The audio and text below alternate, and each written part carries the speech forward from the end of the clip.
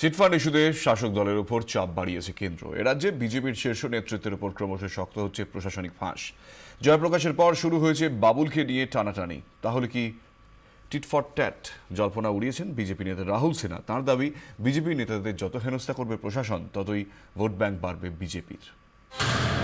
বাবুল সুপ্রিয়, জয়প্রকাশ মজুমদার, দিলীপ ঘোষ, রাহুল সিনহা, কৈলাস বিজয়বর্গীয়, রূপা গাঙ্গুলি, লকেট চট্টোপাধ্যায়, গত কয়েক মাসে প্রায় ১ ডজন বিজেপি নেতার বিরুদ্ধে নানা ঘটনায় এফআইআর দায়ের হয়েছে। গ্রেপ্তার হয়েছেন বিজেপি নেতা জয়প্রকাশ মজুমদার। থানায় ডাক পড়েছে বাবুলের, আদালতে হাজিরা দিয়েছেন লকেট। হঠাৎ বিজেপির বিরুদ্ধে কেন খড়গহস্ত প্রশাসন? যে এফআইআরগুলো বিজেপি নেতাদের এগেনস্টে হচ্ছে, সেই এফআইআরগুলো দেখেই লোকেরা বুঝতে পারছে যে প্রতিহিংসা নেওয়ার জন্য তৃণমূল কংগ্রেস এটা করছে। আর তৃণমূলের যারা জেলখানায় গিয়েছে, তারা গরিব মানুষের টাকা আত্মসাৎ করার জন্য গিয়েছে। গরিব মানুষের টাকায় ফুর্তি করতে বিদেশ ভ্রমণ করেছে। আমাদের দুটোর মধ্যে তফাৎ আছে। আমরা আইনগতভাবে এর মোকাবেলা করছি এবং কেন্দ্রীয় সরকারকেও বিষয়গুলো জানানো হয়েছে। এফআইআর, গ্রেপ্তার, আদালতে মামলা, একের পর এক ঘটনায় বিজেপি কর্মীরা কি কিছুটা শঙ্কিত? না না না, ভয়ের কিছু নেই।